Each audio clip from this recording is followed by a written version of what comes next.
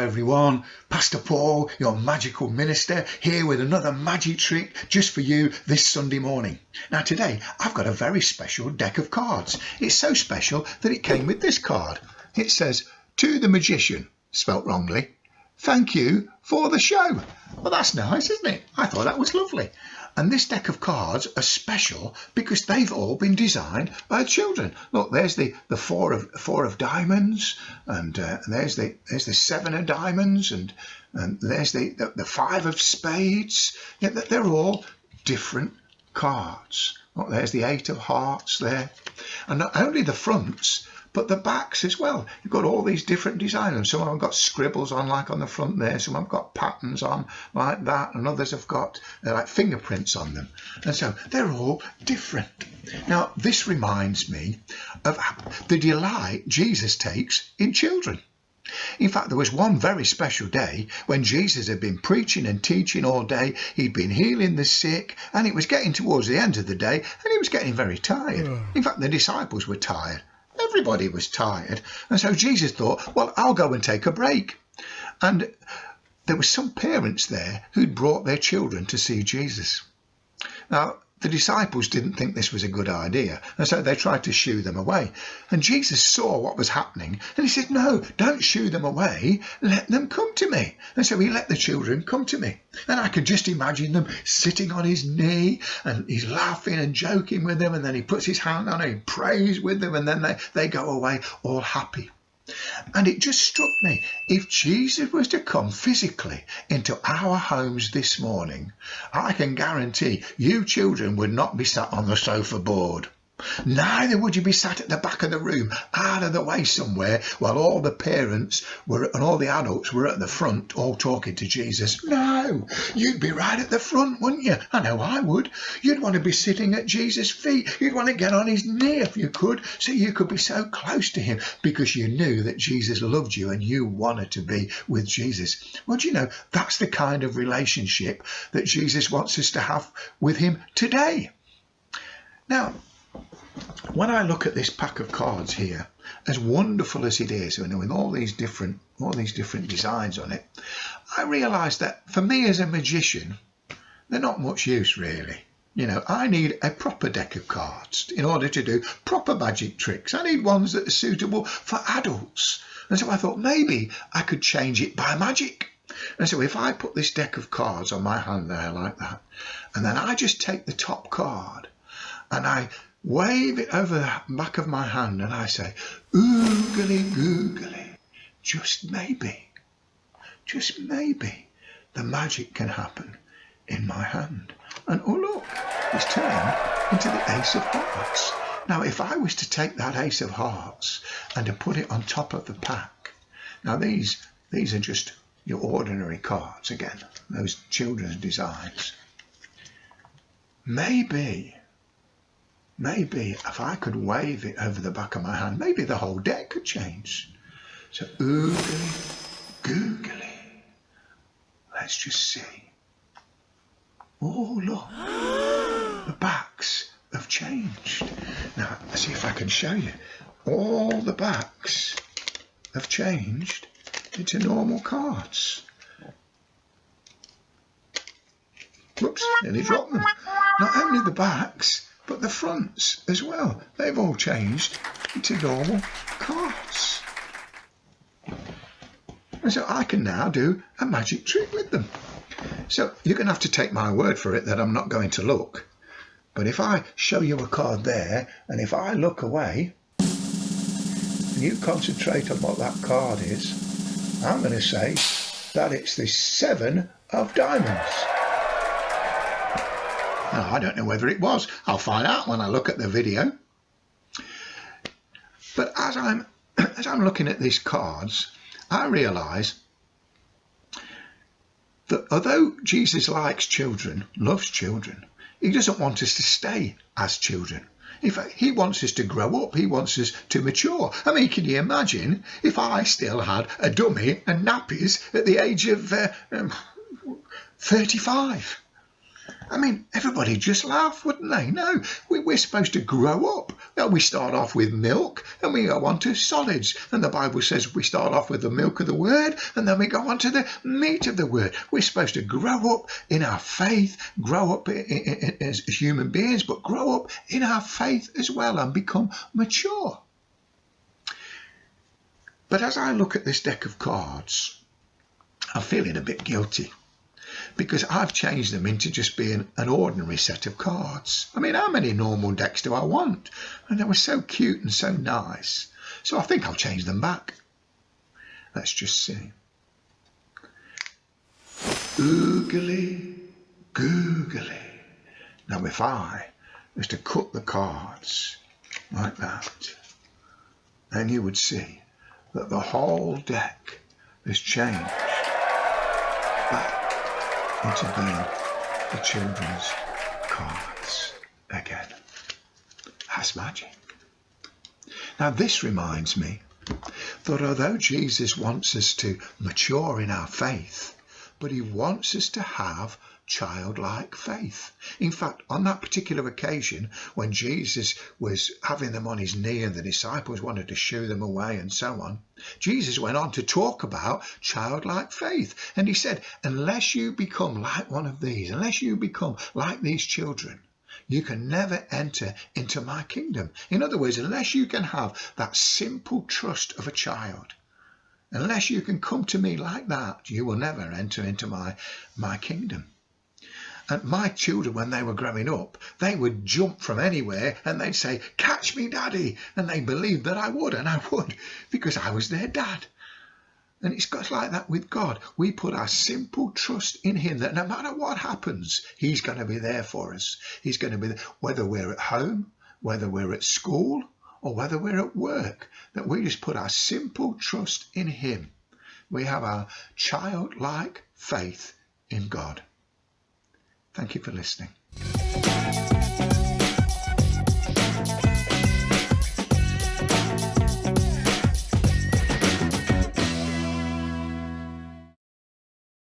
Good morning.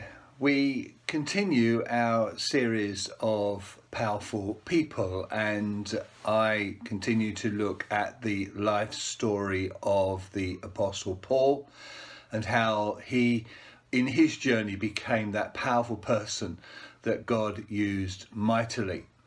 This morning I want us to look at what I've entitled the subject of contrasting chapters.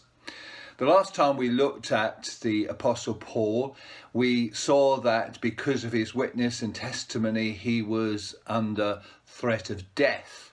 And we read that what eventually happens is that he is sent off back home to Tarsus. And I want to start to pick up the story from there.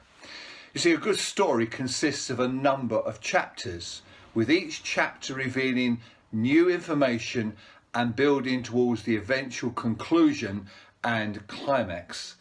Our life story is the same, and so is our journey with Jesus. Our story begins as a Christian with the decision to become a follower of Jesus, and then as our faith grows and matures, so we enter into new chapters where we make discoveries, have fresh revelation, and gain a deeper understanding of what it means to live our lives as followers of Jesus. For the Apostle Paul, it was exactly the same. His story as a follower of Jesus was still in the early stages, but new and exciting chapters lay ahead of him. Let's look at the chapters which Paul was to experience in this early part of his journey with Jesus, and let's consider what these chapters are for us, and also to ask the question, what chapter are we living in at this present time in our own story of faith? As I have already said, Paul disappears off to Tarsus, and it almost seems that he drops out of sight. And I want us first of all to see that there is a chapter which I have called Deepening Our Faith. See, the last time we looked at Paul's life and the call to change, we saw that because of this opposition and the potential death threat, that to avoid that, he is sent home. In Acts 9 verse 30, we read that the disciples sent him to Tarsus, and he appears to be dropping completely out of sight. I wonder how he felt, having had this amazing experience of encountering Jesus on that Damascus road, having been in the forefront of the action, being a witness for Jesus, being used to powerfully spread the good news. He is now back in his hometown, living an everyday, normal life. He was a man of action, a leader of men, a person of influence. But now he is back home with every day seemingly to be exactly the same. We do not read of any church being established in his hometown. There is no mention of any preaching engagements or outreach activities. It seems that for Paul in this chapter, it would be possibly, as far as some are concerned, a chapter which would be very boring and unexciting. Yet, this chapter was vital when it came to this man and his life of faith. You see, it is in the ordinary day-to-day experience that our faith deepens and our knowledge of God and his ways grow. This was an opportunity for Paul to get closer to God, an opportunity for Paul to learn the ways of God, an opportunity for him to deepen his faith in God. We see so often how God will take his people into a place of normality so that he's able to meet with them and communicate to them. Moses taken from a palace to be a shepherd in the wilderness.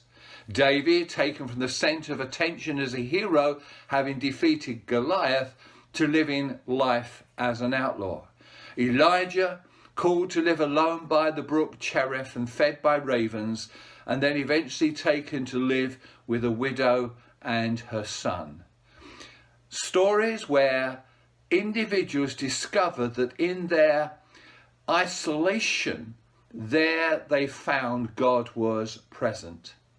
In our own story of faith, we need to be aware that there will be those chapters when it seems very ordinary and mundane, where there does not seem to be much happening, where it appears that we might describe it as a boring time.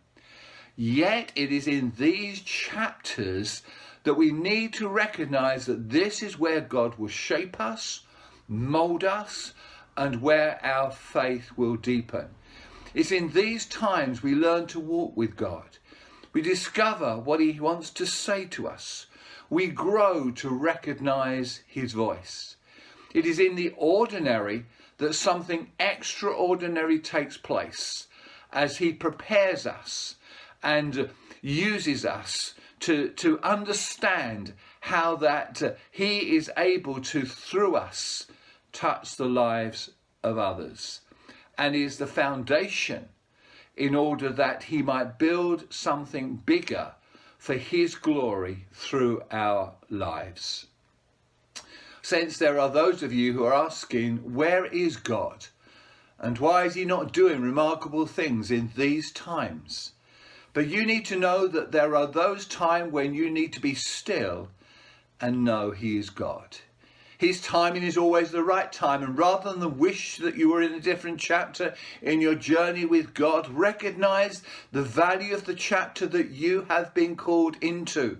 Realize that in this chapter there is that preparation taking place, that opportunity for you to come into a greater understanding of the mind and of the heart of God.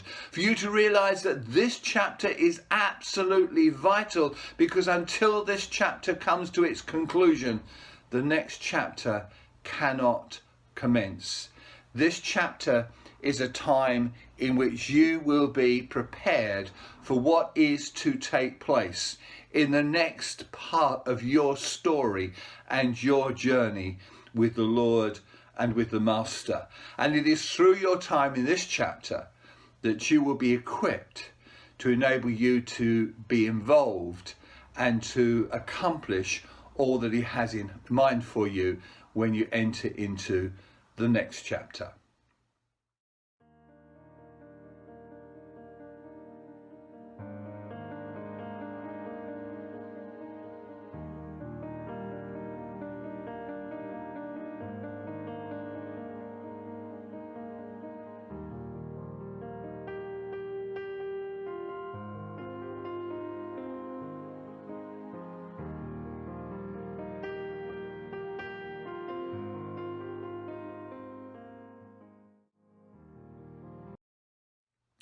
Secondly, as we look at this particular passage, we come to the place where we are then finding that there's the chapter of discovering the call.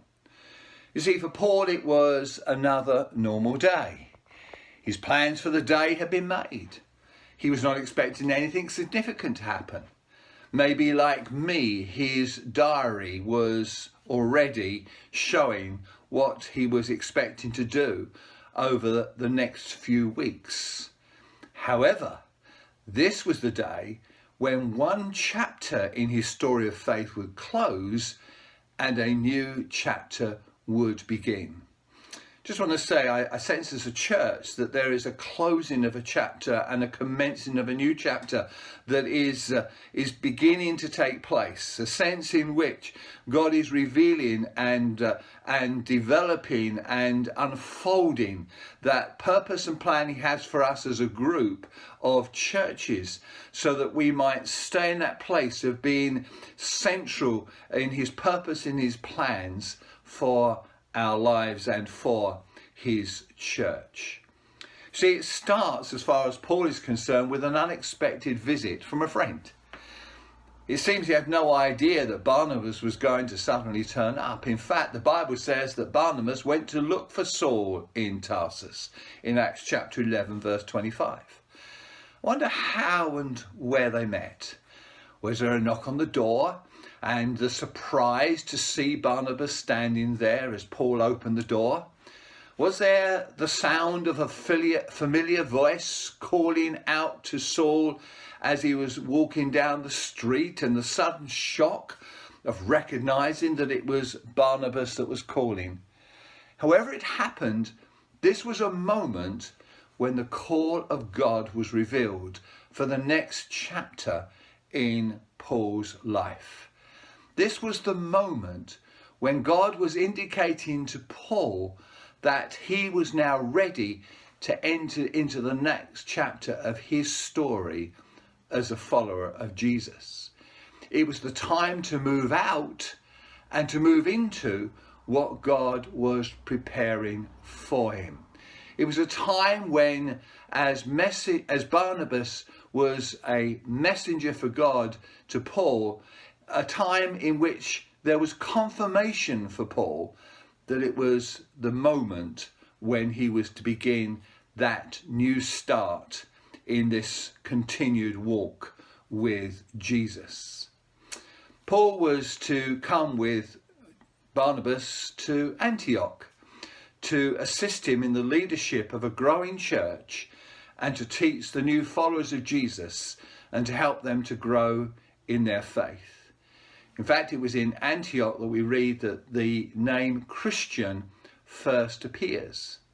This was the new church plant, and the experience that Paul would gain here as he assisted Barnabas would be invaluable for the ministry that God was leading Paul into. In our own story of faith, we need to know that God will both reveal our calling, but will also indicate when we are to move into that calling. There will be different phases, different chapters, and we need to ensure and take care that we do not either run ahead of God's timing or lag behind. For me personally, I remember as an 18-year-old receiving that sense of call into church leadership, and yet it was a number of years later that the eventual fulfillment of that call was to come to pass as a 32-year-old coming to a church in Ashington to join the pastorate there. But during those intervening years, they were times of preparation, times of development, and times for learning. For Paul, God made it completely clear when the time was right and what he was to do. I want to say the same will apply to us. We do not need to worry whether we will fail to know or understand the will of God for our lives, because God will make his will to us very clear. The challenge is whether when the call comes, when the will of God is revealed, whether we are going to be obedient to what God is asking of us. You see, for Paul, it meant leaving home, the family that he was now very much part of, the life that he had been living. All of that was now to go, and he was to enter into a new chapter which would be both challenging, would have uncertainty in it, and yet at the same time would be exciting and would be a great adventure. And for Paul, he responds willingly and embraces his calling wholeheartedly. What would our response be if, like Paul, a day was to arrive when God was to show to us it was time to move out of something, to move into something which is part of the next chapter in our story of faith? And for some of you, there is very soon coming that critical moment of decision. For some of you, I sense there will be that awareness of just that urgency that is coming to you from the Spirit of God, that it is the moment for you to take that step of moving out to move into. And it will involve change, it will involve transition, it will involve challenge. And yet, if you respond to that, it will open up to you a new chapter of adventure and opportunity in which you will see God at work in you and you will see God at work through you. In our breakout groups, perhaps we could simply look at these two questions. What are the challenges of responding to a call of God? And secondly, what could be the possible cost of obeying the call of God on our lives?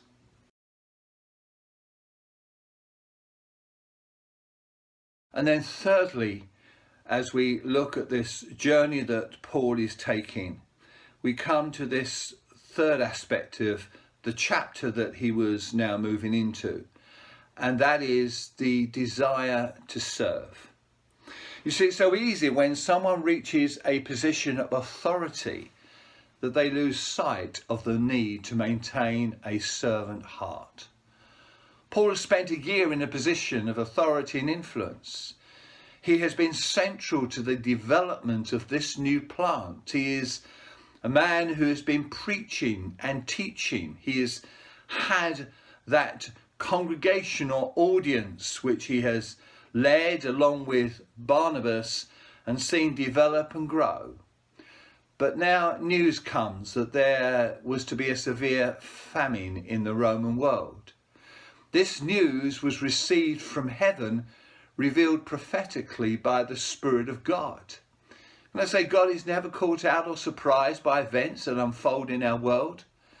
If he knew about a famine during that time when Paul was alive, and he knew that that famine would impact the Roman world, may I suggest that he knew about the pandemic that we are experiencing at this time. And the famine itself was not prevented, but the church was called to respond to the situation of that time and to the challenge and the upheaval that that would bring. And similarly, it is for us. The pandemic has not been prevented, but the church has been called up to take responsibility for coming alongside the hurting, to meet the needs that we see around us, to be people of love and compassion who reach out and desire to serve those around us. You see, the response to the impending famine was that the followers of Jesus in Antioch desired to help where they could, and each individual gave what they could. Are we willing to use the resources God has given us to help others who we hear are in need?